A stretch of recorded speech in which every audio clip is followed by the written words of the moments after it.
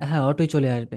আপনি স্টুডিও ওয়ানে দিবেন সবগুলো একসাথে ধরে, এই যেভাবে ধরে আহ, হুম। এভাবে ছেড়ে দিলে তাহলে চলে আসবে আর কি।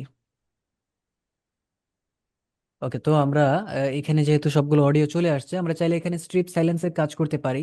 স্ট্রিপ সাইলেন্সটা হচ্ছে যে আমাদের যেই জায়গাতে অডিওটা নাই সেই জায়গাতে এই ইভেন্টটা থাকবে না, এভাবে ফাঁকা হয়ে যাবে আর কি, এভাবে ফাঁকা হয়ে যাবে। আমরা চাইলে এটা স্ট্রিপ সাইলেন্সটা করতে পারি। তো আমি করবো না, তারপরেও আপনাকে দেখিয়ে দেই যেন আপনি চাইলে করতে পারেন। তো আমি হলো ওয়েবগুলো একটু বেশি জুম করে নিলাম। ওকে, তো আমাদের হলো এখানে সবগুলো আছে। আমরা যেটা করব, স্ট্রিপ সাইলেন্স করার জন্য সবগুলো ইভেন্টকে এভাবে সিলেক্ট করব। আমরা এখানে চলে যাব হলো আমাদের স্ট্রিপ সাইলেন্সে।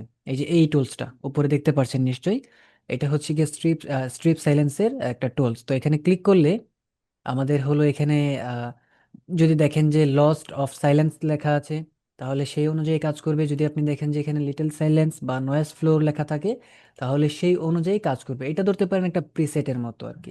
ঠিক আছে, এটা হলো একটা হুম। প্রিসেটের মতো। তবে আপনি প্রিসেট দিয়ে তো কাজ করতে পারবেন না, এই জন্য আপনাকে যেতে হবে ম্যানুয়ালে। আপনি ম্যানুয়ালি একটা থ্রেশহোল্ড সেট করে দিবেন, সেই থ্রেশহোল্ড অনুযায়ী এটাকে আপনার অডিও ইভেন্টগুলোকে কেটে দিবে আর কি। তো আমি এখানে ওপেন থ্রেশহোল্ডে